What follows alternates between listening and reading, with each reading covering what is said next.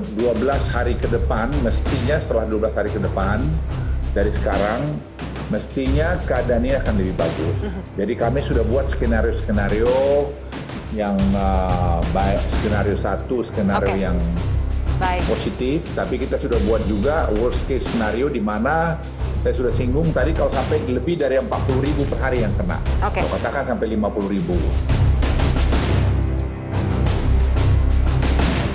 Saya juga minta kepada seluruh gubernur, bupati, dan wali kota turun ke bawah, mengecek lapangan, mengontrol kesiapan-kesiapan, baik itu obat-obatan, baik itu alat-alat kesehatan, baik itu tabung-tabung oksigen, dan juga tempat-tempat isolasi.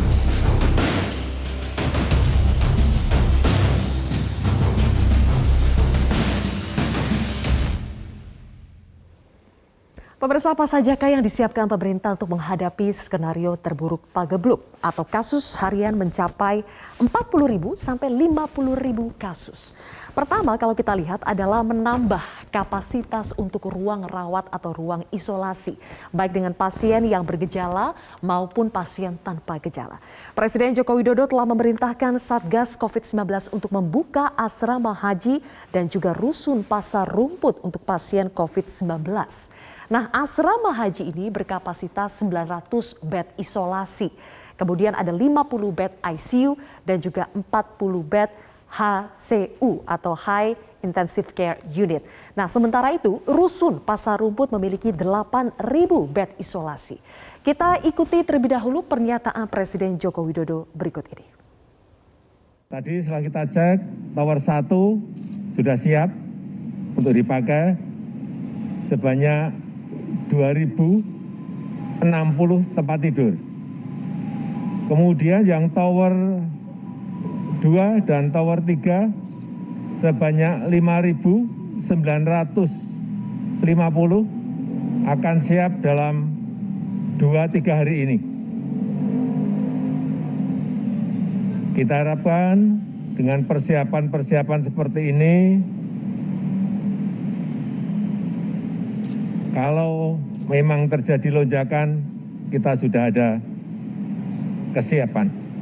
Selain menambah kapasitas untuk perawatan dan juga isolasi, pemerintah juga sudah menyediakan oksigen, ada 1.000 ton oksigen yang disediakan dan juga membuka opsi untuk menerima bantuan dari negara lain. Jika kita melihat data per hari ini, kasus positif sudah mencapai 38.000 kasus. Artinya pemirsa, apabila penularan tetap tinggi, maka angka penambahan 40.000 hingga 50.000 kasus bisa saja terjadi dalam waktu beberapa hari saja. Angka keterisian rumah sakit rata-rata di Pulau Jawa juga kalau kita lihat ini sudah di atas batas merah WHO. Per hari ini kita lihat tingkat keterisian di Banten, kemudian di DKI Jakarta semuanya sudah di atas 80%. Di Banten 90,8%, DKI sudah hampir 90%, Jawa Barat juga hampir 90%, Jawa Tengah 86,4%, dan daerah istimewa Yogyakarta 86,4%, serta Jawa Timur 81,2%. Selain menambah kapasitas bed atau tempat tidur, Menko Bidang Kemaritiman dan Investasi Luhut Binsar Panjaitan mengatakan jika laju kasus mencapai angka 40.000, maka pemerintah akan menambah oksigen sebanyak 1.000 ton dan terbuka opsi untuk menerima bantuan dari luar negeri. Adapun kita akan lihat sejumlah negara yang sudah bersedia memberikan bantuan kemanusiaan untuk penanganan pandemi di Indonesia. Bantuan tersebut diantaranya adalah vaksin dan juga alkes atau alat kesehatan. Kita simak terlebih dahulu pernyataan dari Menko Bidang Kemaritiman dan Investasi sekaligus Koordinator PPKM Darurat Jawa Bali Luhut Binsar Panjaitan. Tidak ada yang perlu dikhawatirkan berlebihan. Kita waspadai yes. Ya, kita waspadai yes. Jadi semua sudah tahu apa yang berbuat apa. Bahwa di sana sini ada masalah dan banyak masalah yes. Kita tahu itu. Tadi ada yang bilang, kenapa tidak minta ke luar negeri? Sudah, saya sudah hubungi sama teman saya, counterpart saya di Singapura.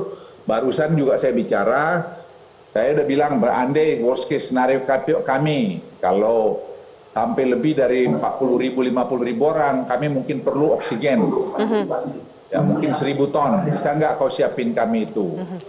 Sudah kita omongin, terus lagi kita bicara negara yang lebih besar lagi.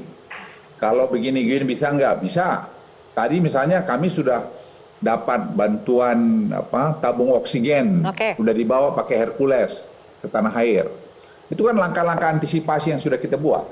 Pemirsa, pemerintah telah mengupayakan penambahan kapasitas tempat tidur untuk isolasi mandiri dan juga pengadaan obat, kemudian tabung oksigen, serta alat kesehatan lainnya untuk menghadapi lonjakan kasus COVID-19 yang kian tinggi selama beberapa hari terakhir ini. Namun apakah upaya-upaya tersebut cukup untuk mengendalikan dampak dari kencangnya laju penambahan kasus COVID-19 di Indonesia? Atau sebetulnya skenario terburuk harus segera diberlakukan tanpa menunggu kasus melebihi angka 40.000 bahkan 70.000-an. Sudah bergabung bersama kami penasihat khusus Menko Kemaritiman dan Investasi, ada Ibu Jona Widakdo Putri, kemudian Sekretaris Komite Penanganan COVID-19 dan Pemulihan Ekonomi Nasional Raden Pardede, Ketua Tim Mitigasi PBID Dr. Adip Kumaydi, dan Epidemiolog Griffith University Diki Budiman. Selamat malam Ibu Jona, Pak Raden Pardede, Dr. Adip, dan juga Pak Diki.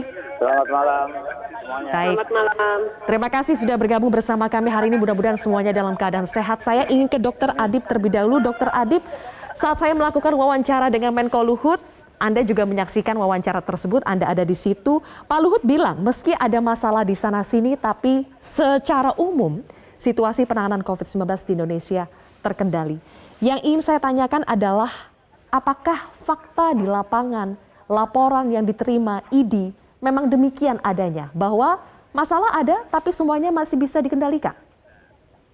Ya, jadi perlu kami sampaikan kondisi yang tadi disampaikan pada saat kemarin juga saya mendengar secara langsung apa yang disampaikan oleh Pak Menko. Memang masalah-masalah itu sudah diidentifikasi, tetapi tentunya penyelesaian masalah ini butuh waktu yang sangat cepat. Kita melihat dalam perspektif sekarang, sekali lagi ini adalah problematika di hilir. Bagaimana jumlah pasien yang masih tinggi, kemudian masih juga banyak pasien yang tidak bisa tertampung di dalam fasilitas kesehatan, kemudian keterbatasan oksigen, termasuk juga problematika terkait dengan masalah obat dan alat kesehatan.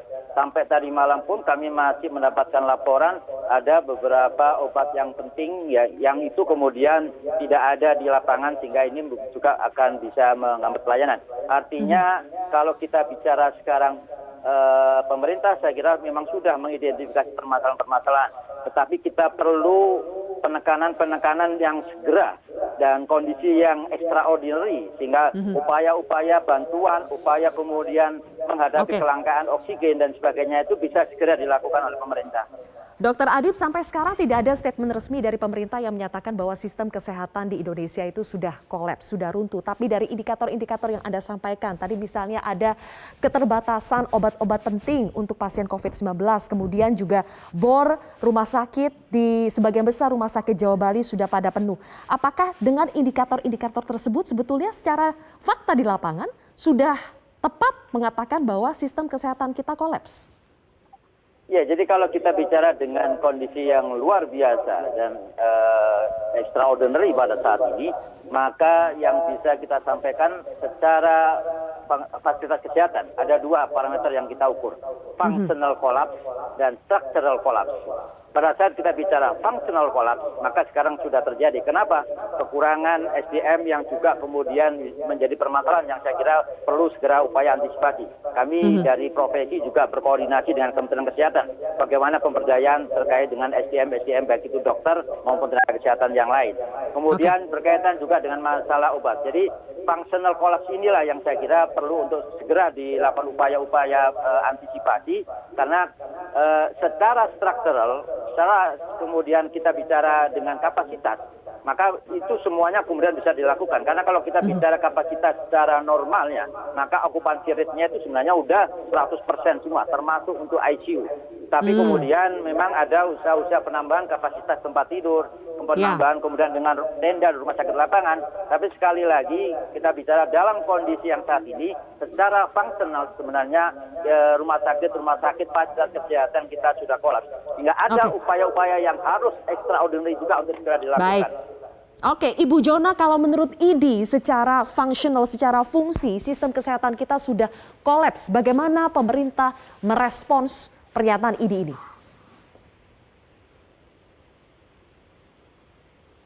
Bu Jona? Halo, iya, bisa diulangi pertanyaannya, Mbak? Baik, Beneran, Bu tadi. Jona, tadi Dr. Adib dari IDI mengatakan sebetulnya secara fungsi atau functional collapse sudah terjadi di sistem kesehatan Indonesia. Bagaimana pemerintah merespons functional collapse ini? Oke, terima kasih Mbak Sylvia. Saya rasa tadi kan juga sudah disampaikan sebelumnya bahwa dari pemerintah sendiri berusaha untuk menambahkan fasilitas baik isolasi terpusat untuk perawatan COVID-19. Saya rasa dari Kementerian Kesehatan sudah berusaha sangat keras untuk bisa menambah bed kapasitas di Wisma Atlet, di Rusun Nanggrek, di Rusun Pasar Rumput, di Wisma Haji Pondok Gede, dan lain sebagainya. Dan nanti juga tentunya di luar DKI Jakarta kami akan melihat beberapa penambahan tersebut.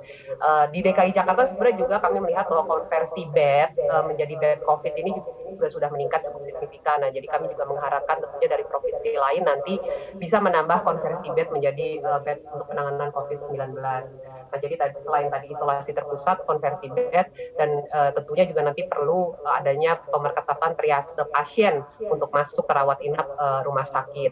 Tentunya pada saat yang bersamaan juga kita juga membuat misalnya rumah sakit modular yang sudah dikoordinasikan oleh Kementerian BUMN, diantaranya nanti berada di Selipi, seperti rumah sakit modular yang berada di Simpruk, itu sudah berjalan dengan sangat baik di bawah Indonesia Healthcare Corporation.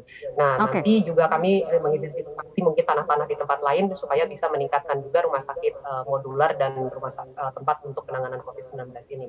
Oke, Bu Jona, tapi ketika kapasitas ditambah, ini kan tidak hanya persoalan kapasitas saja, tapi tenaga kesehatannya harus ditambah, alat kesehatannya harus ditambah, obat-obatannya harus ditambah. Apakah sudah disiapkan semuanya? Betul Mbak Sylvia. Jadi tentunya sumber daya manusianya ini perawat-perawat dan dokternya juga sedang disiapkan. Jadi sedang diidentifikasi beberapa dokter-dokter nanti yang bisa ditambahkan atau diterjunkan baik yang dari lulusan Fakultas Kesehatan ataupun Fakultas Keperawatan dan juga nanti dari TNI dan Polri yang juga sudah banyak membantu untuk tenaga kesehatan dalam penanganan COVID-19. Tadi perihal dengan alat-alat tentunya yang diperlukan kan nanti juga untuk bed-bed yang bisa untuk penanganan COVID-19. Jadi untuk alat kesehatan yang terkait dengan oksigen, misalnya nanti oksigen generator, oksigen concentrator, selain HFNC dan ventilator itu juga semuanya sedang diusahakan. Sebenarnya HFNC dan ventilator juga kan sudah banyak diproduksi oleh para peneliti dan pakar-pakar dari Indonesia. Jadi itu nanti semuanya bisa kita maksimalkan. Hanya untuk oksigen concentrator memang saat ini yang belum ada di Indonesia, maka kami akan mengupayakan bantuan dari luar negeri. Oke, apakah upaya-upaya ataupun skenario yang sudah dilakukan pemerintah ini cukup untuk menahan dampak dari laju penambahan kasus harian COVID-19 di Indonesia yang angkanya hari ini saja sudah hampir mencapai 40.000 kasus? Kita akan bahas lebih jauh pemirsa, usai jeda.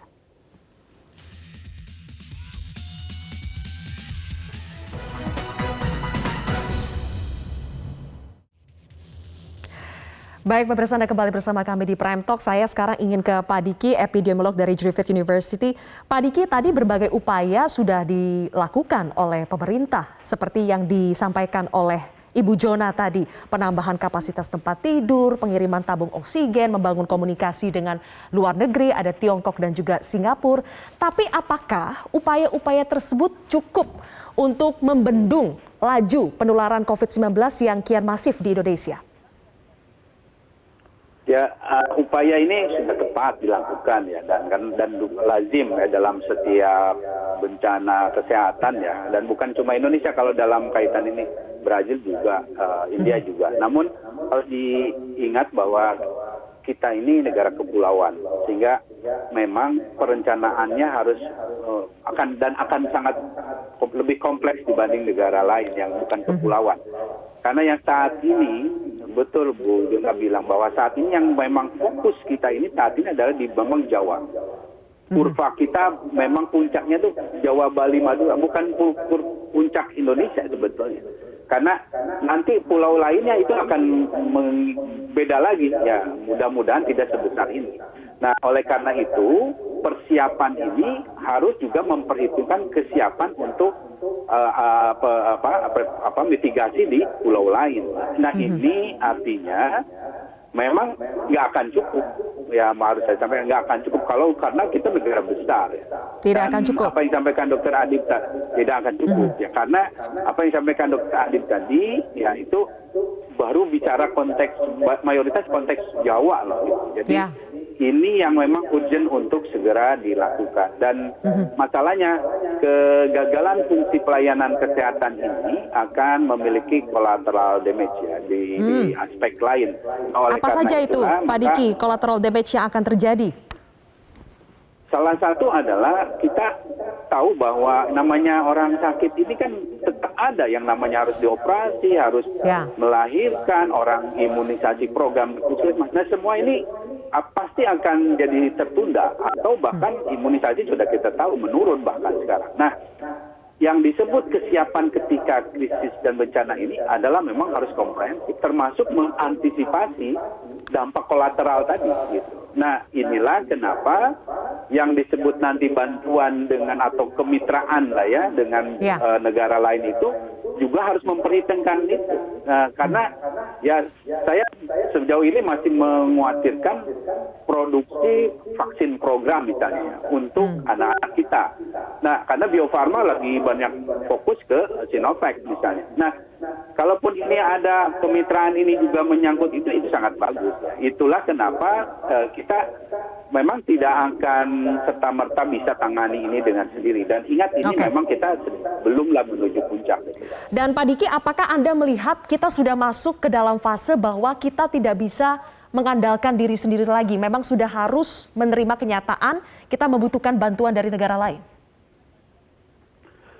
Kalau kemampuan saya yakin kita masih punya ya. Dan di awal pandemi ini saya salah satu yang menyampaikan karena kita punya sistem dan juga SDM. Tapi masalahnya kalau bicara alat, bicara juga hal-hal ya terutama sih obat, kemudian vaksin, alat kesehatan maupun bantuan technical assistance itu bisa berupa juga dana lain atau hal lain yang terkait yang tadi. Nah, tapi sebetulnya kita masih relatif mampu ya.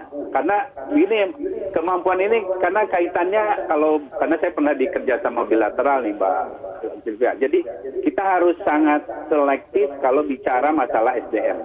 Nanti Dr. Adib mungkin akan mengomentari karena kita punya kapasitas itu dan dalam situasi seperti ini kita harus benar-benar memberdayakan SDM kita yang masih ada tadi sudah disampaikan Bu Jona. Nah, tapi prinsipnya masih saya kira harus optimis masih bisa. Sejauh ini saya kira masih bisa. Berbicara soal kemampuan, salah satu kemampuan yang harus kita miliki adalah kemampuan anggaran. Pak Raden, Menkyu Sri Mulyani sudah menyampaikan bahwa pemerintah akan melakukan refocusing anggaran ya, sebesar 26,2 triliun untuk penanganan pandemi dan juga pemulihan ekonomi. Nah, dengan alokasi anggaran itu Pak Raden, apakah Indonesia masih mampu untuk memenuhi kebutuhan penanganan COVID-19 sendiri tanpa bantuan negara lain? Begini, seperti yang kita tahu persoalannya ini bukan hanya sekedar uang. Jadi apa tadi yang dikatakan oleh bapak-bapak dokter yang 2 orang ini tidak semata-mata uang, ya, karena ada keterbatasan kita di nakes contohnya. Ini kan bukan soal uang di situ. Ini menciptakan dokter, menciptakan bidan, menciptakan perawat kan nggak bisa overnight, gitu, nggak bisa.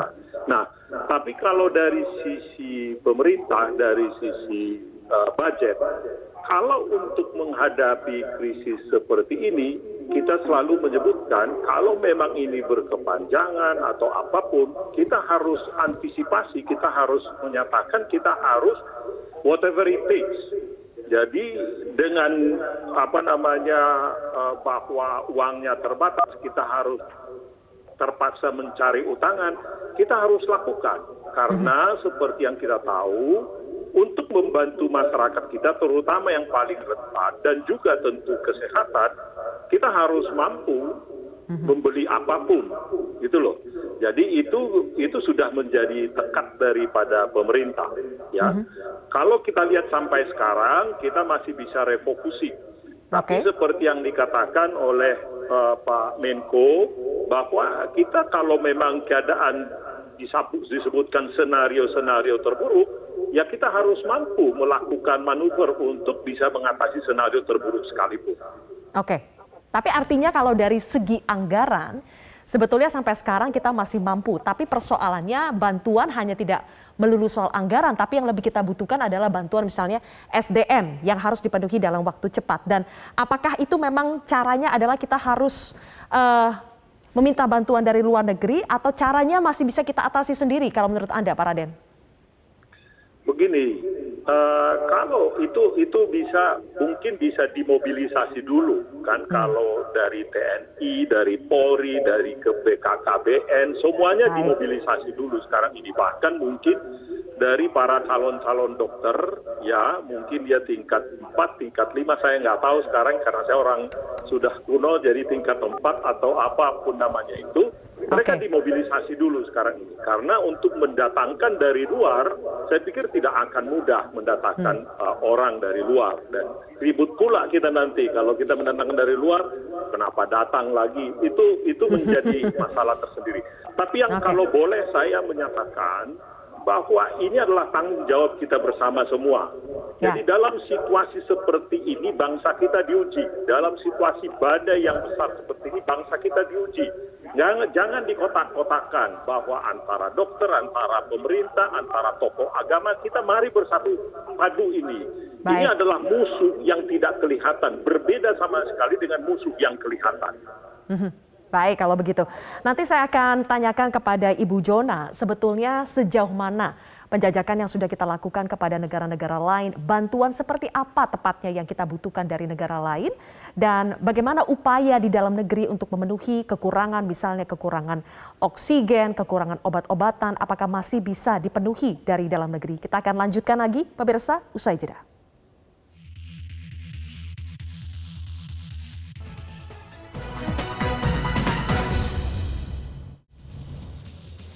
Anda kembali bersama kami di Prime Talk, pemirsa. Saya akan kembali ke Penasihat Khusus Menko Kemaritiman dan Investasi Ibu Jona Widakdo Putri. Ibu Jona, sebetulnya bantuan seperti apa sih yang paling kita butuhkan dari luar negeri yang mungkin tidak bisa kita penuhi dengan kekuatan kita sendiri saat ini? Mbak Sylvia, jadi sebenarnya saya rasa pertama kita patut mengapresiasi ya beberapa dukungan dari dalam negeri sendiri, khususnya untuk pemenuhan oksigen medis, karena para produsen oksigen medis yang ada di Indonesia ini sudah benar-benar mengerahkan semua yang mereka bisa tingkatkan kapasitas produksinya dari oksigen industri dikonvert menjadi oksigen medis. Bahkan hari ini pun kita sudah menjalankan pabrik lama yang tadinya itu tidak beroperasi sehingga bisa mereka memproduksi oksigen medis 100 ton yang ada di Cilegon. Nah, jadi kelangkaan tabung oksigen saja, Ibu Jona, apakah akan bisa teratasi dalam minggu ini? Sebenarnya yang masalah bukan tabung oksigennya. Satu di antara tabung oksigen itu kita sedang mengkonversi beberapa tabung oksigen, bahkan kita mencoba mengkonversi tabung oksigen scuba nanti kalau dengan ada konverternya menjadi tabung oksigen medis. Tapi satu di antaranya yang langka adalah regulatornya. Nah, regulatornya ini di Indonesia kita juga sampai saat ini belum memproduksi dalam negeri sepengetahuan kami, dan kita masih mencari tentunya kalau memang ada yang bisa memproduksi regulator dalam negeri, tolong beritahu kepada kami supaya kami bisa langsung menggunakannya. Nah, tapi mengenai tadi kebutuhan oksigen ini meningkat karena kan jumlah laju kasus yang sangat tinggi. Nah, itu yang menyebabkan kemudian antara supply dan demand-nya menjadi tidak balance. Nah, oksigen ini sendiri khususnya oksigen cair, karena beberapa rumah sakit sudah mempunyai sistem tersentralisasi untuk penggunaan oksigen. Jadi mereka banyak juga yang membutuhkan oksigen cair, bukan hanya oksigen yang di dalam tabung silinder. Untuk pemindahan oksigen cair dari luar Jawa ke Pulau Jawa ini kita juga mempunyai keterbatasan karena saat ini walaupun kami sudah berkoordinasi dengan banyak pihak, namun hanya bisa diangkut melalui jalur laut dan ini harus menggunakan isotank. Isotank untuk oksigen sendiri juga mempunyai standar dan kriteria yang cukup tinggi, Mbak Silvi. Jadi kami harus memastikan tentunya K3-nya dan safety levelnya supaya pada saat ini memang diangkut harus aman. Semua sudah kami kerjakan bersama karena seluruh pihak baik dari Kementerian Kesehatan, Kemenperin, BNPB, kemudian dari BUMN sendiri dengan adanya mereka beberapa industri yang bergerak di migas juga mempunyai isotank, tapi ini harus kita convert supaya bisa mengangkut oksigen medis atau oksigen cair. Semua sedang dikerjakan tapi memang membutuhkan waktu, tapi kami sudah mengidentifikasi yang ada di luar Jawa, oksigen industri, mereka sudah berkenan semuanya untuk mengkonvert menjadi oksigen medis. Tapi memang membutuhkan waktu untuk pengangkutannya. Nah, dalam jeda waktu yang melalui laut ini kemungkinan tidak bisa terjangkau, maka dari itu kita reach out dan bahkan kami duluan yang dihubungi sebenarnya dari negara-negara mitra, negara-negara sahabat di luar negeri yang mereka mau memberikan dukungan oksigen cair ataupun oksigen konsentrator. Nah, sebenarnya itu ada lagi oksigen generator. Jadi di beberapa rumah sakit memang belum banyak di Indonesia karena belum ada yang buatan Indonesia. Mereka menginstalasi namanya oksigen generator. Jadi mereka bisa mengambil dari udara yang di sekitar, kemudian diproduksi menjadi oksigen yang bisa medis, itu bisa sampai 300 atau 500 liter per menit. Jadi oksigen generator inilah yang akan didatangkan dari Tiongkok dan juga Singapura? Oksigen concentrator dan oksigen generator, karena oksigen concentrator itu juga bisa menolong bukan hanya pasien yang ada di rumah sakit, tapi pasien-pasien yang melakukan isolasi mandiri. Nah, ini yang kami juga coba datangkan supaya nanti bisa menolong yang juga isolasi mandiri, bukan hanya yang di rumah sakit. Oke, saya ingin tanya tanggapannya Dr. Adip. Sebetulnya pemerintah sekarang sedang mengupayakan dari dalam negeri dari luar negeri juga dicari untuk memenuhi kebutuhan, apakah itu regulator tabung oksigen, generatornya atau konsentratornya. Tapi ada waktu yang harus kita tunggu dulu ini sebelum semuanya datang. Nah, bagaimana rumah sakit bisa bertahan, ditambah lagi ada juga masalah sudah banyak akhirnya pasien COVID-19 yang melakukan isoman secara mandiri tapi tidak bisa bertahan karena kekurangan alat-alat kesehatan ini. Bagaimana IDI melihat persoalan ini? Adakah solusi jangka pendek yang masih bisa diusahakan oleh pemerintah? Ya, jadi yang pertama saya kira konversi dari oksigen industri tadi, itu yang saat ini mungkin bisa dilakukan. Jadi konversi dari industri ke medis ya. Kalau umpamanya sekarang yang selama ini persentasenya memang lebih banyak ke industri, saya kira sekarang dikembalikan persentasenya adalah kepentingan untuk medis. Satu sisi yang lain yang juga kami juga sudah sampaikan juga kepada teman-teman di lapangan bahwa perlu ada perhitungan perencanaan yang matang sehingga kebutuhan oksigen itu sudah bisa diantisipasi. Karena problemnya di sini adalah problem antara supply dan demand. Pada saat demand-nya ini sangat tinggi dengan jumlah pasien yang cukup banyak, maka kebutuhan oksigen tidak bisa seperti hari-hari biasa. Jadi ini yang kemudian perlu ada upaya juga perencanaan yang dilakukan oleh rumah sakit untuk menghitung kebutuhan oksigennya. Satu sisi juga nanti kemudian berkomunikasi dengan vendor atau penyedia oksigen ini, dan kita harapkan dalam waktu yang jangka pendek ini dengan konversi ini kita bisa mengantisipasi terkait dengan permasalahan oksigen. Tapi perlu kami sampaikan problema oksigen ini bukan hanya kalau kemarin di Yogyakarta atau di sebagian di Jawa Tengah, tapi sekarang hampir sebagian besar dan terutama bahkan di sekitar Jakarta, daerah Jabodetabek, bahkan di Jawa Timur juga mengalami kondisi yang sama terkait dengan problema oksigen ini. Jadi benar-benar harus terpetakan, di mapping dengan baik sehingga antara suplainya, penyedia produksi, kemudian distribusinya ini juga perlu diperhatikan. Sehingga jangan sampai ada waktu spare, waktu 1-2 jam katakanlah, karena 1-2 jam keterlambatan itu juga sangat mempengaruhi terkait dengan penanganan dari pasien itu sendiri. Ya, kita sangat berpacu dengan waktu ya. Terakhir untuk Pak Raden Pardede, karena tidak bisa sampai di akhir segmen, Pak Raden, dengan refocusing anggaran yang mencapai 26,2 triliun, berapa persen alokasinya untuk kesehatan dan untuk ekonomi, dan apakah bisa dieksekusi dalam waktu singkat? Persentasenya memang yang kita realokasikan itu lebih banyak ke kesehatan sekarang ini, sebab fokus kita tentu kesehatan. Namun untuk ekonomi, terutama untuk bantuan sosial, kita juga akan bisa menambah lagi nantinya. Jadi yang kita lakukan untuk bantuan sosial adalah yang seharusnya kita berikan di bulan Agustus, maka kita percepat ya di bulan Juli, 2 bulan sekaligus. Tapi nanti kalaupun kurang, seperti yang kami katakan tadi, jika ini keadaan terburuk, maka kita harus perlu mengambil hal-hal yang extraordinary. Karena memang penyebaran dari varian Delta ini kan extraordinary. Jadi respon kita pun harus extraordinary. Satu lagi tambahan, dalam keadaan extraordinary seperti ini, saya pikir tidak cukup hanya pemerintah lagi. Ya, tadi disebutkan bahwa kita semua harus bersama-sama, masyarakat juga tentu, dan juga tokoh-tokoh semuanya, tokoh agama, ilmuwan, para dokter, semuanya. Kita harus menghadapi ini bersama-sama. Ini adalah perang total.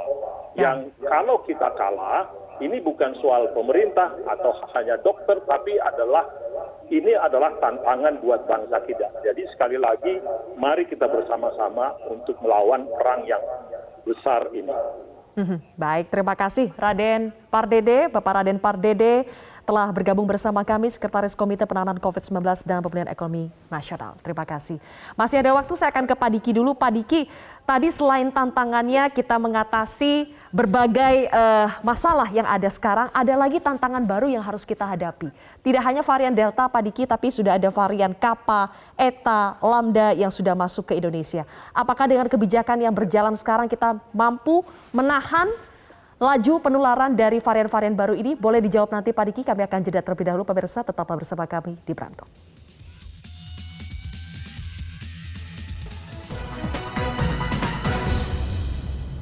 Baik, kita sudah sampai di segmen akhir Prime Talk, pemirsa. Pak Diki, kalau kita lihat 6 hari berjalan PPKM darurat, laju kasus belum juga turun. Mungkin kita masih butuh waktu lebih panjang lagi. Tapi tidak hanya tantangan itu, kita sudah dikepung juga oleh varian baru selain Delta. Ada Kappa, Eta, Lambda sudah masuk ke Indonesia. Apakah kebijakan yang sekarang masih membuat kita mampu untuk bertahan, atau memang sudah skenario terburuk yang disiapkan pemerintah itu sudah harus dikeluarkan sekarang juga tanpa menunggu kasus bertambah lagi? Sebenarnya harus dari sekarang ya, strategi yang terburuk itu dilakukan. Pertama, ada 4 yang sejak awal saya usulkan pada pemerintah. Adalah pertama, penguatan di 3T, testing tracing, yang saat ini memang sudah ada progres, namun kan kita punya target setidaknya di PPKM darurat ini 500.000. Itu yang harus segera, cepat, dan itu harus setara dan merata. Tidak boleh terkonsentrasi di 1-2 daerah. Karena banyak daerah kita tidak memahami peta situasinya karena minimnya 3T ini. Kedua adalah vaksinasi. Vaksinasi harus ditingkatkan, terutama untuk tenaga kesehatan saat ini dan pekerja esensial. Nah, ini ada Bu Jona nih, saya juga sudah sampaikan bahwa kita perlu booster. Kalau bisa gunakan saja udah Pfizer ya, atau messenger RNA, dan ini sangat urgent. Di tengah ancaman varian baru macam ini, yang harus kita lakukan adalah perlindungan, terutama di tenaga kesehatan dan juga pekerja esensial. Kemudian ketiga adalah adanya pembatasan. Nah, pembatasan ini PPKM darurat ini memang bukan hal yang ideal, tapi selama komitmennya ada di semua lini dan kita benar-benar konsisten melakukan, saya yakin ini masih bisa akan punya dampak signifikan. Tapi harus diingat, pembatasan itu dari mulai pintu masuk sampai ke komunitas. Dan terakhir adalah visitasi. Nah, visitasi inilah yang akan mengurangi bebannya teman-teman sejawat kita di rumah sakit dengan cara kunjungan rumah. Nah, inilah yang akan harus dilibatkan civil society, mobilitas dari kemampuan di masyarakat. Ini yang semuanya ini kalau tidak melibatkan masyarakat, nakes kita nggak akan mampu, terutama untuk menjangkau rumah-rumah. Ini yang penting. Baik, ada 4 poin yang disampaikan Pak Diki, tapi karena keterbatasan waktu, saya ingin Bu Jona menjawab 2 poin utama soal 3T dan juga vaksinasi. Bagaimana 3T kita bisa digeber lagi sampai 500.000 testing per hari? Kalau kita lihat sekarang sudah 200.000, tapi terkonsentrasinya di DKI Jakarta.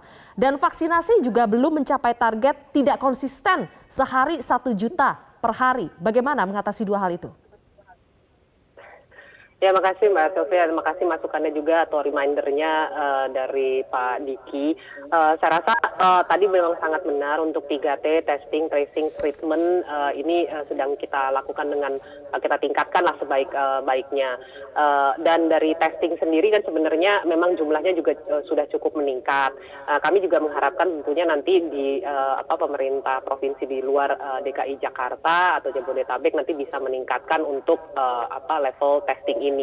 Namun ini kan laju peningkatan kasusnya memang terlalu tinggi ya Mbak Sylvie. Jadi kita perlu tarik rem darurat, makanya ada PPKM darurat ini. Dan dalam keadaan darurat pun tadi seperti kita berbincang dengan Dr. Adib, memang kita akan menggunakan tes antigen terlebih dahulu gitu. Karena apabila misalnya ibu mau melahirkan udah bukaan 5 ke atas, udah bukaan 8, memang mau melahirkan ya agak seperti PCR berarti harus dites antigen.